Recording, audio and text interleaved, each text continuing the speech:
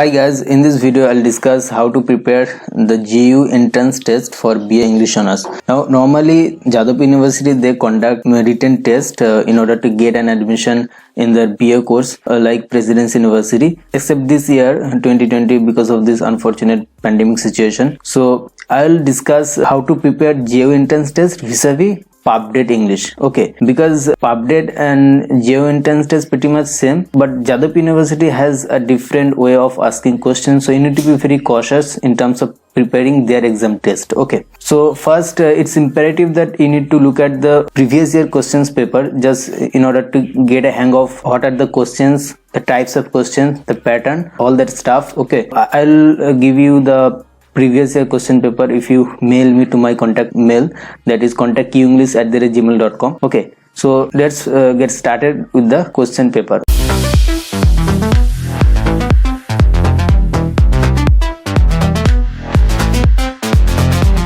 The question pattern is very subjective in nature as compared to the PubDate English. So PubDate English A objective question MCQ থাকবে 50টা থাকবে, ওখানে কোনো subjective মানে কোনো লিখতে হবে না, জাস্ট খালি মার্ক করতে হবে। এন্ড ওখানে অনেক রকম ব্যাপার থাকে, মানে জানলে ঠিক করা যায়, না জানলে আন্দাজে অনেক করা যায়। But in Jadavpur earlier they have this different types of pattern, like before 2018 ওদের 130 নম্বরে টোটাল পেপার থাকতো এবং তার মধ্যে কিছু প্রথম দিকে কিছু question fill in the blanks থাকতো, শর্ট আনসার থাকতো, মানে one word answer, or even MCQ থাকতো, মানে চারটা অপশন থাকবে, একটা করতে হবে, তার সঙ্গে এসে বা কিছু কম্প্রিহেনশন স্কিল থাকতো। But now from 2018 they have made this pattern, like you will have a comprehension, you will be given a poem, and then there will be subsequent questions related to that poem, and those questions are very subjective. You have to write a long answer, then you may be given a prose or maybe short notes, and then you will be given an essay. Okay, so essay R comprehension skill থাকবে, তার সঙ্গে short notes ও থাকতে পারে, আর maybe আর একটা কোনো passage, কোনো নভেলে কোনো passage দিয়ে দিল, ওর বেসিসে আন্ডারস্ট্যান্ডিং যা হবে তার রিলেটেড যে কোশ্চেন থাকে সেই কোশ্চেন আনসার করতে হবে। তো এইভাবে প্যাটার্নটা ফ্রম 2018 আছে। সো এখানে বেসিক্যালি 2 আওয়ার্স থাকবে এবং ফুল মার্কস থাকবে 100। নাও মার্কস ডিস্ট্রিবিউশনটা ডিফারেন্ট হতে পারে, কখনো এসের ক্ষেত্রে বেশি থাকতে পারে, একটু কম থাকতে পারে, ঠিক আছে, ওটা প্রেডিক্ট করা যাবে না। Now first I will discuss one by one. Let's get to the essay part. Okay, now essay, you have to write an essay on any of the 5 topics given in the paper, and each topic might carry 40 or 50 marks. So এখানে 2019 question পেপারে দেখতে পাচ্ছি 40 marks, in 2018 ওটা ছিল 50 মার্কসের। So একটা এসে লিখতে হবে, and there are 5 options total. So যেটা সুবিধা হবে you can pick out and then you can write on that. তো এসে লেখার ক্ষেত্রে যেটা ইম্পর্টেন্ট হচ্ছে যে এখানে প্রথম কথা হচ্ছে এখানে কোনো ওয়ার্ড লিমিটস বলা নেই, তো এটা একটা কোশ্চেন হতে পারে যে আমি কতটা লিখবো। সো মিনিমাম যেহেতু এখানে 40 মার্কস আছে, অ্যাকচুয়ালি এক্সাম অনুযায়ী সবসময় ডিফার করে। ওকে, গ্র্যাজুয়েশনে কোনোদিন 40 মার্কসে আমাদেরকে লিখতে হয় না, সবসময় হার্ডলি 15 মার্কস 10 মার্কস এরকম থাকে। তো আমরা 10 মার্কসের জন্য আমাদের লিখতে হয় 4 থেকে 5 পেজেস মিনিমাম। এখানে যেহেতু 40 মার্কস আছে, মিনিমাম 3 থেকে 4 পেজ তো লেখা দরকার, but no matter what you write you must complete the essay. Okay, মানে having an introduction, the body and the conclusion, the way and essay should be written. Okay, এর নয় যে তুমি জাস্ট লিখেই ছেড়ে দিলে, একটা যে কমপ্লিট স্ট্রাকচার হয় যে এসে, সেই স্ট্রাকচারটা যেন থাকে। So এখানে মানে examiner wouldn't judge you on the basis of how much you know, rather they would try to know how you write. Okay, এর কিভাবে তুমি লিখছো এটাই ওরা জাজ করবে বেশি, কারণ এই যে এসে পার্টটা আছে এখানে কোনো নলেজ টেস্ট করা হবে না যে তুমি কতটা জানো, উইকিপিডিয়ার মতো কত নলেজ আছে তোমার, ওটা না। সো যদি কেউ বেশি ইনফরমেটিভ লেগে এসে, মানে that would cast a bad impression on you, because এসেটাই হচ্ছে যে একটা আর্গুমেন্টেটিভ ওয়েতে লিখতে হবে, একটা ক্রিটিক্যাল ওয়েতে লিখতে হবে। So those who are good at writing or good at critical thinking, they will have an extra edge in this regard. Okay, essay লেখার ব্যাপারটাই হচ্ছে এরকম। তো এখানে এই নয় যে আমি কিছু সব, এটা মানে এই প্রবলেমটা প্রত্যেকের ক্ষেত্রেই হবে, যারা যারা এক্সাম দিচ্ছে। এই নয় যে কেউ বলতে পারবে না যে আমি জানি অনেক, সবার ক্ষেত্রে প্রবলেমটা এক, কিন্তু সেই অগ্রাধিকার বেশি পাবে, তার প্রায়োরিটি বেশি হবে যে একটু লিখতে পারে ভালো, মানে অল্প, তার কাছে বেশি ইনফরমেশন নেই, ইনফরমেশন আছে কম, কিন্তু কম ইনফরমেশনটা এত সুন্দর সাজিয়ে সে একটা কমপ্লিট লিখছে। কেউ যদি 2 পাতা ধরে এসে লেখে, সেটা যদি একটা আর্গুমেন্টেটিভ ওয়েতে এবং একটা ভালো প্রেজেন্ট করে একটা কমপ্লিট ওয়েতে, তো সেটা একটা ভালো ইমপ্রেশন দেবে এক্সামিনের ওপর, যে বুঝতে পারবে যে এর মধ্যে কিভাবে লিখতে হয় এই জিনিসটা আছে। So this skill they will try to find out whether you have in you or not. Okay, so এটাই হচ্ছে মেন ব্যাপার। এসের জন্য কোনো কমন পাবো এই হিসাবে আশা করে কোনো পড়াশোনা করলে কিচ্ছু হবে না, কিন্তু এসে লেখা প্র্যাকটিস করতে পারো তোমরা, ঠিক আছে, কিভাবে এসে লিখতে হয়। তোমার কোনো টিচার থাকলে তার কাছে গিয়ে প্র্যাকটিস করতে পারো, সো দ্যাট কোনো একটা মোটামুটি ফ্যামিলিয়ার কোনো টপিক হলে এখানের মধ্যে তোমার কোনো না কোনো একটা ইজি লাগবেই, ঠিক আছে। লাস্ট কোশ্চেনটা বেশ প্রিটি মাচ ইজি। আর যে কোনো answer cannot just right simply, মানে তুমি একটা কোনো পয়েন্ট দিলে সে পয়েন্টটাকে সবসময় সাবস্ট্যান্সিয়েট করতে হবে, যে why you are saying this, you must have some logical reasons or logical arguments behind your claim that you are saying that this is this, so why you are saying, just simply bluntly বলে দিলে হবে না যে এটাই।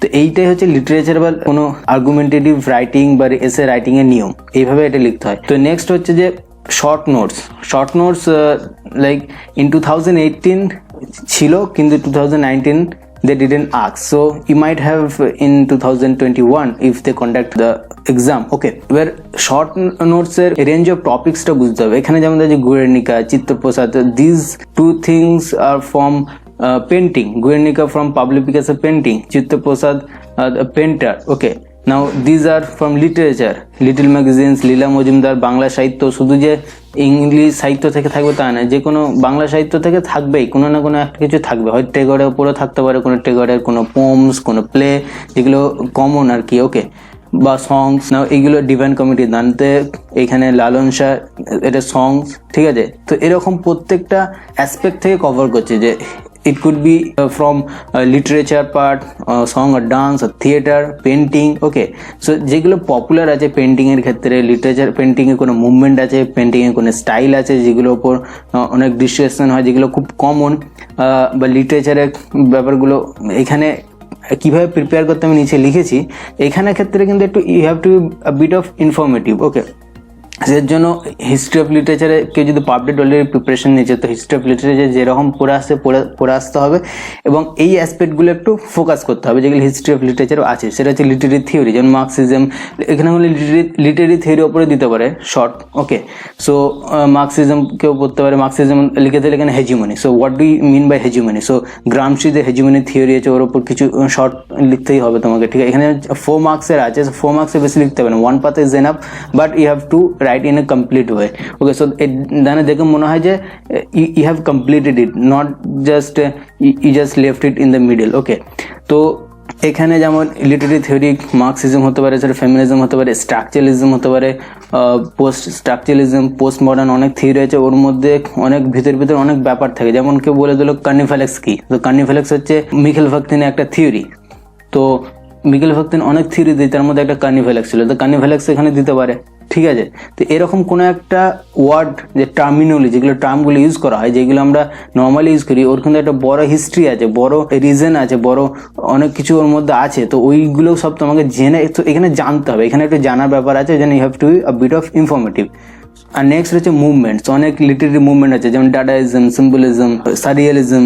ওকে, so এই যে মুভমেন্টগুলো আছে, এই মুভমেন্টগুলো সম্বন্ধে জেনে রাখতে হবে। গ্রেভিয়ার পোয়েট্রি, এগুলো হিস্ট্রি অফ লিটারেচারে গেলেই পাওয়া যাবে। নেক্সট হচ্ছে যে literary terms, the literary devices, এখানে রেটরিক প্রসেডি, যে অ্যালিটারেশন, অ্যালিগরি, এই যে ব্যাপারগুলো আছে, ঠিক আছে, জিউগমা, ট্রান্সফার এপিথেট, মেটোনিমি, সিনেকডকি, এই ব্যাপারগুলো। তারপরে লিটারি টার্মস যেগুলো থাকে পার্টিকুলারলি, ওগুলো যেমন epiphany, epilogue, carpe diem, soliloquy, Byronic hero, all this terms, এইগুলো সব পড়ে আসতে হবে, মানে যতটা হয় জানতে হবে, ঠিক আছে। আমি এইগুলো লিস্ট যদি হয় কোনো ভিডিওতে আমি আরো ডিটেলসে ডিসকাস করে দেবো। Types of fiction, types of character, types of narrator's. Narrator বিভিন্ন ন্যারেটর থাকে, ফার্স্ট পার্সন, সেকেন্ড পার্সন, ওমনিশিয়েন্ট, তারপরে অবজেক্টিভ ন্যারেটর, ঠিক আছে, আনরিলায়েবল ন্যারেটর। এর উপর আমার একটা ভিডিও আছে, could watch that as well. And types of character, flat character, round character. Okay, so বিভিন্ন ধরনের যে ক্যারেক্টার আছে, বা স্টোক ক্যারেক্টার, এগুলো প্লেতে বা লিটারেচারে থাকে। তো এইগুলো অনেক সময় এই রিলেটেড কোশ্চেন, যেমন কোনো একটা প্যাসেজ দিল, তো বলে দিল এটা কোন পয়েন্ট অফ ভিউ আছে। সো পয়েন্ট অফ ভিউ এর narrator pretty much similar, because ন্যারেটরই একটা ন্যারেশন পয়েন্ট অফ ভিউ থেকে ওটা ডিসক্রাইব করে, ঠিক আছে। নাও টাইপস অফ ফিকশন যেমন গথিক ফিকশন, ঠিক আছে, মেটা ফিকশন, এরপর আমার ভিডিও আছে, কুড ওয়াচ দ্যাট। সো এইগুলো, এই যে জিনিসগুলো আছে এইগুলো প্রিপেয়ার করতে হবে, ঠিক আছে। এইভাবে কোনো থিয়েটার রিলেটেড, থিয়েটার শুধু ইংলিশ হবে তা না, থিয়েটার যেমন ইংলিশে অ্যাবসার্ড থিয়েটার, ঠিক আছে, স্যামুয়েল বেকেটের যে থিয়েটার এসব আছে, তারপরে আমাদের বাংলা যে উৎপল দত্ত এসব যে থিয়েটার আছে ওগুলো প্রিপেয়ার করতে পারো, ঠিক আছে, শম্ভু মিত্র। তো এইরকম মানে cannot expect that you will get the common, but if you prepare in this way, if you continue reading this, I hope there are lots of options. So at least if not 4, you might get 2 or 3 commons from your areas that you have covered. You can write at least 1 page or আর মোটামুটি একটা লেখাই যায়।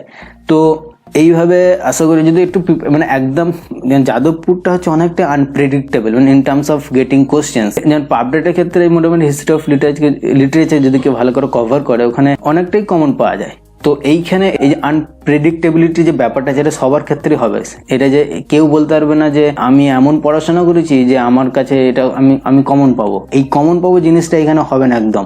এখানে হচ্ছে যে তুমি তোমার কাছাকাছি নলেজের কাছাকাছি কিছু কিছু জিনিস পাবে, সেইগুলো ওপর তুমি কিরকম লিখছো।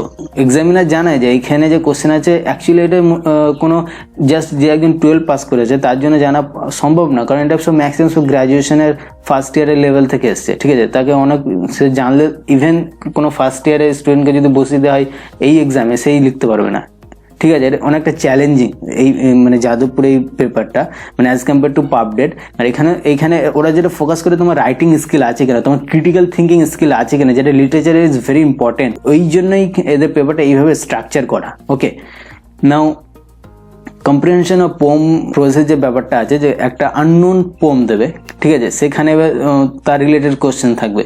তো টোটাল অ্যালটেড মার্কস 2018-19 30 করেই ছিল। তো এখানে সেই একই ব্যাপার, কমন তো না, but you can practice on your on.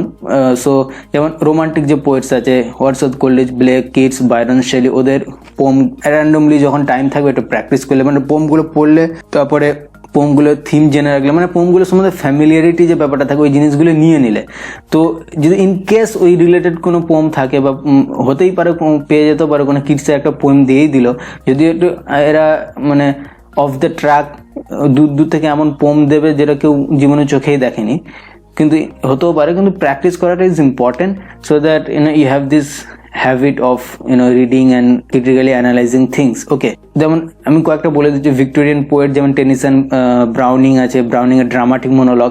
এই যে ড্রামাটিক মনোলগটা শর্ট নোটস আসতে পারে, যে what do you mean by dramatic monologue, ওর উপর অনেক কিছুই লেখা যায়। তারপরে ক্রিস্টিনা রসেটি, ম্যাথিউ আর্নল্ড, এগুলো হচ্ছে Victorian poet. Modern poet Auden আছে, ইটস আছে, ডাইলান থমাস আছে, ওয়ার পোয়েট্রি আছে যেমন Sassoon, Robert Graves, Wilfred Owen, Rupert Brooke, এরা হচ্ছে ওয়ার্ড পোয়েটস অনেক আছে। তো এগুলো these are common. Okay, post modern যেমন কিছু পোয়েটস আছে, টেড হিউ, মেটাফিকশন কি, টেড হিউ মেটাফিকশন আছে, দ্য থট ফক্স পোম, তারপরে ফিলিপ লার্কিন, সিমাস হিনি। আমেরিকান পোয়েটস আছে হুইটম্যান, তোমরা জানো সবাই, যে ও ক্যাপ্টেন মাই ক্যাপ্টেন যে পোম আছে, ঠিক আছে, এডগার অ্যালান পো, এমিলি ডিকিনসন, সিলভিয়া প্লাথ। এগুলো ফেমিনিস্ট যে পোম আছে, যে যারা পোয়েটস আছে, ইন্ডিয়ান যেমন কমলা দাস আছে ফেমিনিস্ট। তো কিছু ও রাইটিংগুলো হচ্ছে যে উইমেন কন্ডিশনের উপর লেখা, যে উইমেনদের সিচুয়েশন ইন পেট্রিয়ার্কি সিস্টেম। তারপরে ইন্ডিয়ান যে পোয়েটসগুলো আছে, রবীন্দ্রনাথ ঠাকুরও কোনো পোম দিতে পারে, ঠিক আছে, যদি খুব কম দেয়। তারপরে একে রামানুজন, নিসিম এজিকেল, বিক্রম সেঠ। তো এইভাবে এই সমস্ত যেগুলো খুব একটু কমন, যেগুলো নাম সবাই কম বেশি শুনে আছে, তো ওই পোয়েটসদের বিভিন্ন পোমগুলো একটু পড়ে চলে আসবে ইনকেস যদি পাও। কিন্তু এইখানে পোয়েমের ক্ষেত্রে একটু প্রবলেম হয়, কারণ আমরা পোয়েম একবারে পড়ে সবাই বুঝতে পারি না, সেটা বাংলা হোক আর ইংলিশ হোক। তুমি মিনিমাম 3-4 বার, যতক্ষণ একটা আন্ডারস্ট্যান্ডিং পাচ্ছ মিনিমাম লেভেল, তো বারবার পড়া। এবার যারা এক্সামিনার হয় তারা জানে যে এটা তুমি যে পোমটা পেয়েছে সেটা তোমার কাছে কমন না। ইন জেনারেল কি হয়, তোমার যে কোনো সিলেবাসে পোম আছে সেটা তুমি পড়ে নিলে অনেকবার, যে তার উপর কোশ্চেন দিলে তুমি অনেক লিখে ফেললে, সেটা এক্সপেক্টেড। সেটা যে এক্সামিনার আছে সে জানে যে এটা কমন পোম এবং তোমাকে লিখতে হবে অনেক, কারণ এটা তুমি জানো, পড়ে এসছো। এক্ষেত্রে যদি এবার একটা ব্যাপার আছে লিটারেচারে, এইসব অ্যানালিসিসের ক্ষেত্রে কোনো কিছু রাইট বা রং এরকম কোনো ব্যাপার থাকে না, ব্ল্যাক অ্যান্ড হোয়াইটের মতো। তো এখানে হচ্ছে তুমি যে কোনো তোমার যে কোনো ধরনের থটস আসছে ওই রিলেটেড, সেই থটগুলো তুমি ওখানে পেন ডাউন করতে পারো, কিন্তু তোমাকে সবসময় সাবস্টান্সিয়েট করতে হবে যে why are you saying this, এই হচ্ছে ব্যাপার। একটা লজিক্যাল আর্গুমেন্ট দিতে হবে। শুধু গরু চারটে পা আছে ওই রকম ডেসক্রিপটিভ আনসার হচ্ছে is not accepted so to say. So এখানে কোনো ডেসক্রিপশন টাইপের আনসার লিখলে হবে না, সবসময় ক্রিটিক্যাল ওয়েতে লিখতে হবে যে এই ব্যাপার। তো এখানে যে কোনো অ্যাঙ্গেল থেকে এখানে তুমি কোনো একটা পোম পড়লে, পোমটা পড়ে মনে হলো না এতে একটা ক্লাস স্ট্রাগলের ব্যাপার আছে, এটা মার্কসিজমের ব্যাপার আছে, তুমি মার্কসিস্ট থিওরি দিলে। কোনো পোমটা পড়ে মনে হলো না এটা একটা উইমেন্স পয়েন্ট অফ ভিউতে লেখা আছে, এখানে পেট্রিয়ার্কির ব্যাপারে বলা হয়েছে, তো ওই তুমি ফেমিনিজম নিয়ে সেটা ডিসক্রাইব করে দিলে। There are different lens through which you can look at any poem, any text. তো এইভাবে লিটারেচার অ্যানালিসিস করা হয়, ঠিক আছে। স্কুলে কি হয়, স্কুলে একটা প্রবলেম যে আমাদের সবসময় একটা নোটবুকস থাকে, তো ওই নোটবুকসে যেটা লেখা থাকে আমরা that answer given in the notebook is the ultimate answer, but in literature it's not. Okay, so your answer, your argument could be right, I mean could seem logical or fit in that regard. So এখানে কেউ বলতে পারবে না কোনো professor যে আমি যেটা লিখে দিয়েছি সেটাই রাইট, সেটাই ঠিক, বাকিটা ভুল, ওরম হয় না। কারণ পোমটাকে এইভাবে দেখা হয়, এটা একটা লিটারেচার একটা আর্গুমেন্ট আছে। ফর্মালিস্ট যারা আছে তারা বলে যে ইউ হ্যাভ টু জাজ এ text just looking at the text and excluding the background or the author's background. Okay, তোমাকে টেক্সটে যে ওয়ার্ড আছে ওই ওয়ার্ড বুঝলে সেটাই লিখতে হবে। কিন্তু আবার নিউ হিস্টোরিস্ট আছে, ওরা আবার আর্গুমেন্ট করে না, ইফ ইউ ওয়ান্ট টু জাজ any text then you need to get to know the background, the author's background, everything. Okay, so এই জন্য এটা দেওয়া হয় যে তুমি without knowing the author, without knowing the poem, how you are good to analyze or how you are good to see things from different angles. So এই জন্য এটাকে দেওয়া হয়। তো এখানে বললাম তো whole paper is based on your writing skill, your critical thinking skill, ঠিক আছে। এখানে কে বেশি জানে কে কম জানে ওরকম মানে ওই জিকে নলেজের মতো না। সো আমি অনেক কিছু বকে ফেললাম, I hope you have understood. মানে আপডেটের যে আগে আমি ডিসকাস করেছি ওইভাবে প্রিপারেশন নিতে পারো, তো অনেকটা তোমার ইনফরমেশন হয়ে যাবে। প্লাস এই যে স্কিল যেগুলো আছে, যেগুলো এখানে চাইছে, যেগুলো একটু সাবজেক্টিভ রাইটিং স্কিল যেটা তোমার থাকা দরকার, ওইটাকে একটু ডেভেলপ করতে হবে। তাহলে এইভাবে কেউ যদি প্রিপারেশন করে, সে যাদবপুরের আর প্রেসিডেন্সি সব বাকি যে কোনো কলেজ টেস্ট হোক, সে আলিয়া হোক আর কি আছে, তাকে তার কিছু মনে হবে না, ঠিক আছে, সে ইজিলি ক্র্যাক করে দেবে। তো I hope you have understood it, and if have any question you can ask me in the comment section below. I will be happy to help you, to answer you. Thank you guys.